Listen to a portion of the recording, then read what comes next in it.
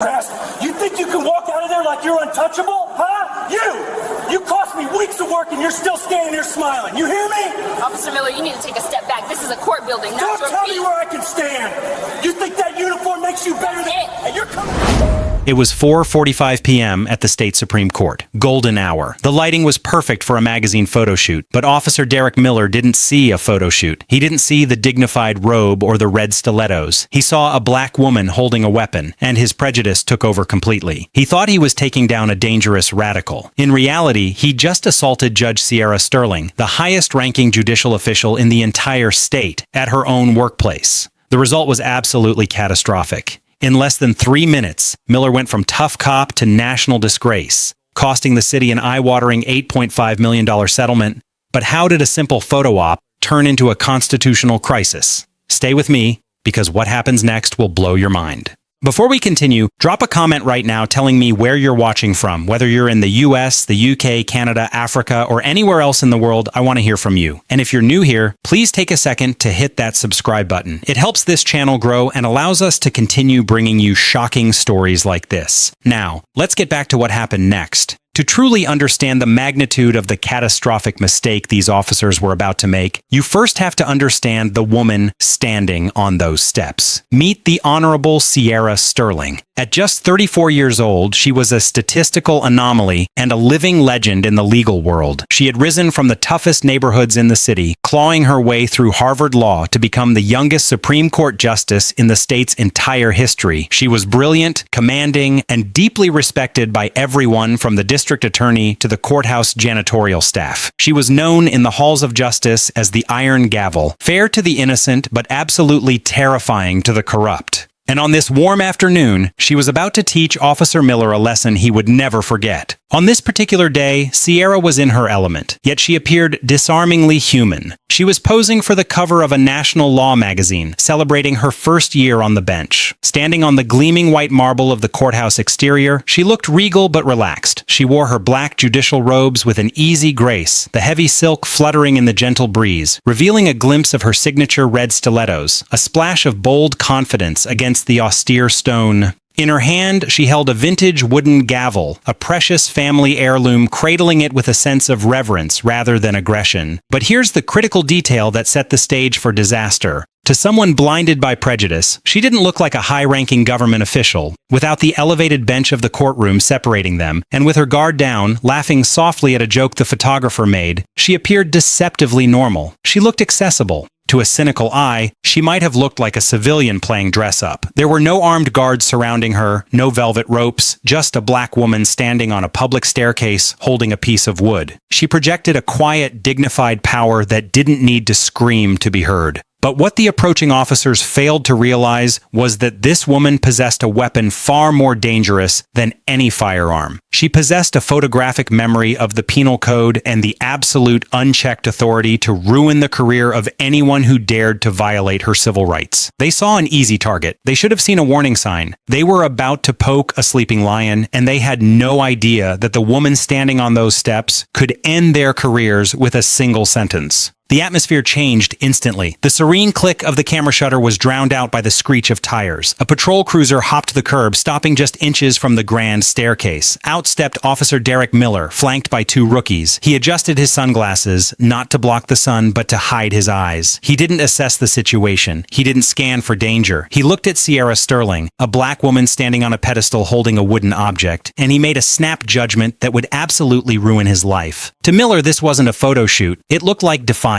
It looked like a radical trying to make a political statement on government property. He didn't see the judicial robes. He saw a costume. He didn't see a gavel. He saw a weapon. And without a single verbal warning, the energy shifted from professional to predatory. Miller marched up the steps, his hand hovering dangerously close to his holster. He didn't ask what she was doing. He barked a command. Drop the stick. Step away from the building. This was the moment of truth. Judge Sterling froze. But not out of fear. She froze out of sheer disbelief. She could have ended this instantly. She could have reached into her robe, pulled out her credentials, and watched them scramble to apologize. But Sierra Sterling was a woman of principle. She wanted to know how these officers treated citizens who didn't have a Supreme Court title protecting them. So she stood her ground. She gripped her gavel tighter, channeling the dignity of the law she represented. "Officer," she said, her voice steady and dangerously calm, "I am on public property. What crime am I committing? It was a simple, lawful question, but to Officer Miller, it sounded like rebellion. He hated being questioned. He took another aggressive step forward, invading her personal space, his face turning a shade of angry crimson. I'm not going to ask you again, he snarled, ignoring the cameraman who was now filming the entire interaction. You are disturbing the peace and brandishing a weapon. Comply now, or we will make you comply. He was treating a sitting judge like a street criminal because he couldn't see past his own bias. He was demanding respect while showing absolutely none.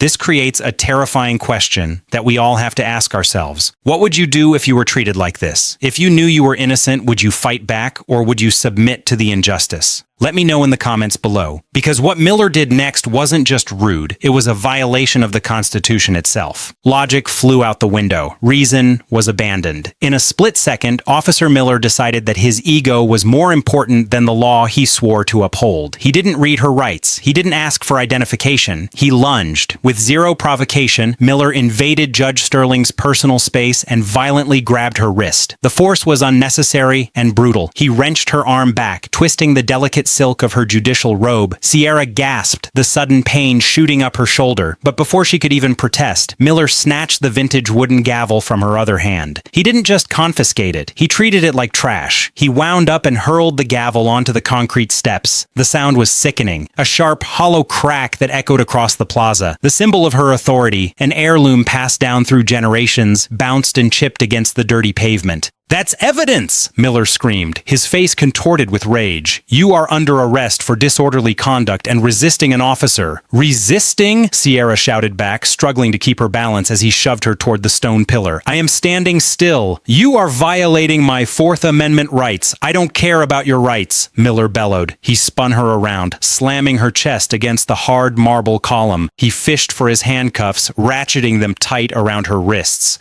Wrists that had signed hundreds of warrants. Wrists that held the power to imprison dangerous criminals. Now they were bound in cold steel by a man who didn't even know her name.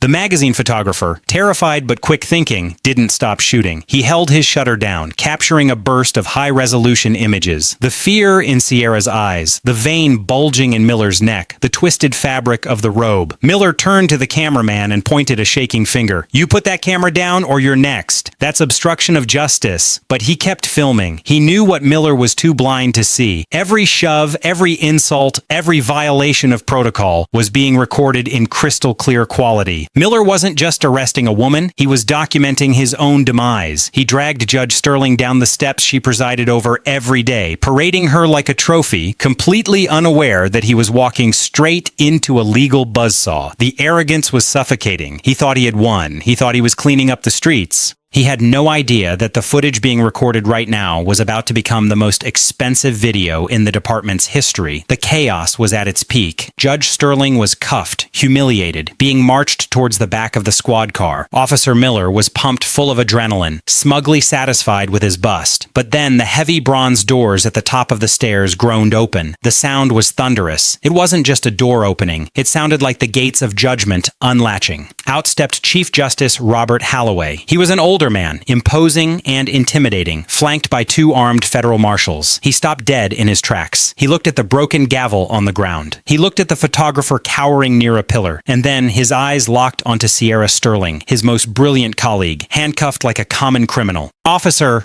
Holloway's voice boomed across the plaza. It wasn't a shout. It was a command that carried the weight of the entire judicial system. What in God's name do you think you are doing? Miller froze. He looked up, squinting against the sun. Police business, sir. Step back. This woman is... That woman, Holloway interrupted, walking down the steps with terrifying speed, is Justice Sierra Sterling. She sits on the bench of the Supreme Court. You are currently standing on her steps. The silence that followed was louder than any siren. You could physically see the moment Officer Miller's soul left his body. The color didn't just drain from his face, it vanished. His skin turned a sickly ash gray. His mouth opened, but no words came out, just a dry, choking sound. He looked at the woman he had just shoved. He looked at the robe he had twisted, and for the first time, he really saw her. He realized the costume was a genuine Supreme Court robe. He realized the weapon was a ceremonial gavel. He realized the suspect was his boss's boss's boss. I didn't...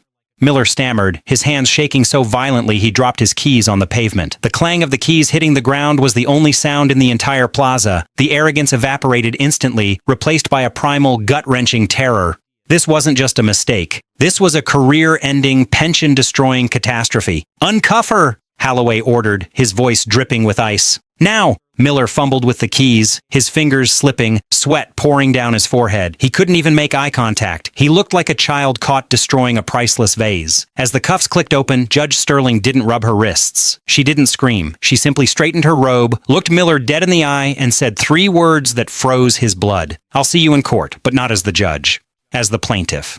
The photographer captured the exact second Miller realized his life was over. It was a portrait of pure regret. He had abused his power against the one person who knew exactly how to take it away from him. It was a rare moment of perfect poetic justice. Watching a bully shrink into a coward the moment he realizes he picked the wrong fight. Be honest with me, on a scale of 1 to 10, how satisfied are you seeing this panic? Because for Sierra Sterling, the real show was just beginning. The fallout was nuclear. This wasn't a standard internal review where the police investigate themselves and find no wrongdoing. Because the victim was a sitting Supreme Court justice, the district attorney recused himself immediately to avoid a conflict of interest, and the state attorney general stepped in personally. Within hours, Officer Miller's badge was pulled, his gun was seized, and his entire service history was placed under a forensic microscope. Investigators descended on the precinct like a swarm. They pulled every scrap of data available. They synced the body cam footage with the high-definition security feeds from the courthouse perimeter. The analysis was brutal. Frame by frame, the video dismantled Miller's defense.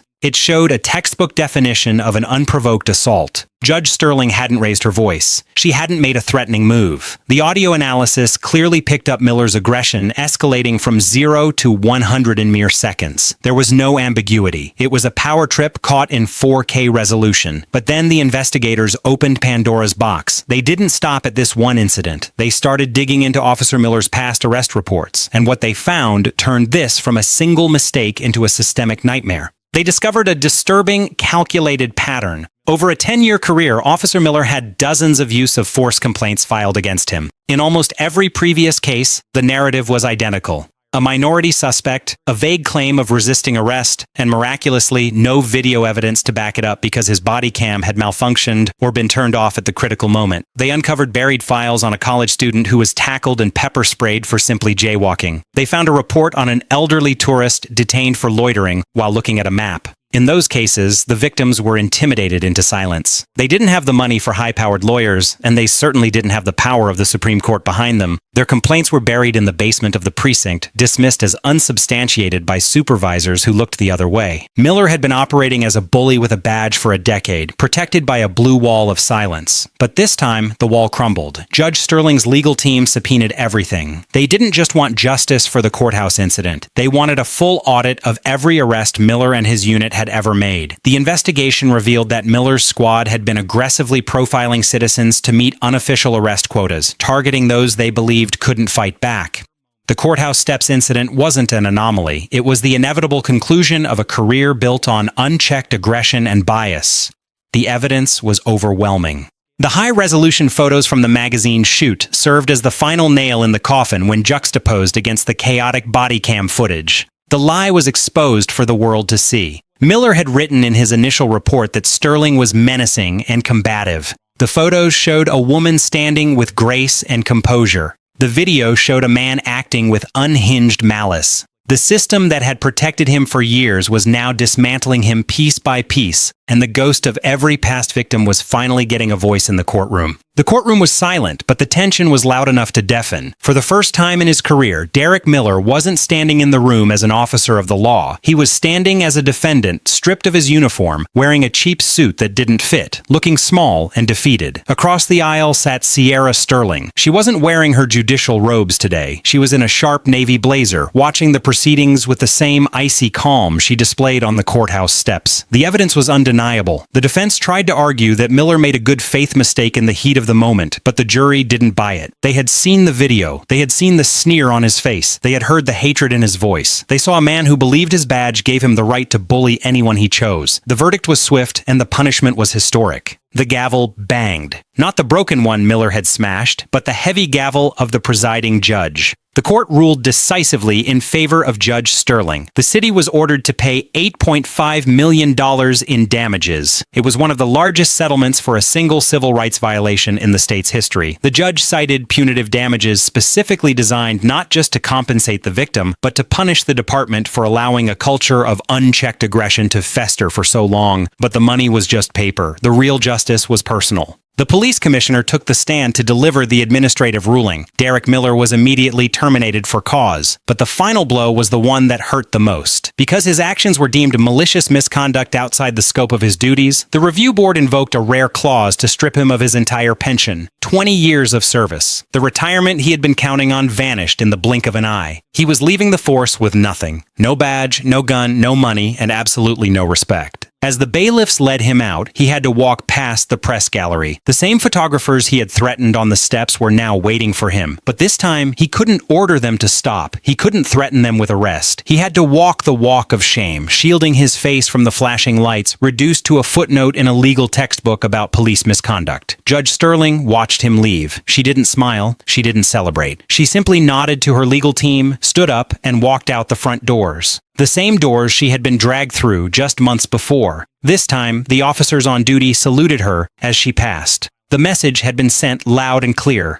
The law applies to everyone, especially those who carry a badge. Miller thought he was above the law, but he found out the hard way that justice is blind, but it isn't deaf, and it heard every word he said. $8.5 million. That is a life-changing amount of money. But for Sierra Sterling, this victory was never about the cash. It was about sending a message that money simply cannot buy. In a final act of grace that silenced her critics once and for all, Judge Sterling didn't keep a single cent of that settlement. Instead, she used every penny to establish a legal defense fund for low-income citizens who have been victims of wrongful arrest and police brutality. She turned her own trauma into a shield for those who don't have a gavel or a robe to protect them. This story serves as a brutal, necessary wake-up call. Officer Miller's downfall wasn't caused by bad luck. It wasn't caused by a misunderstanding. It was caused by arrogance. He looked at a woman of immense power and dignity, but his prejudice acted like a blindfold. He saw what he wanted to see, a target, rather than what was actually there. As Judge Sterling famously said in her final press conference, prejudice blinded you so severely that you couldn't recognize justice even when she was standing right in front of you.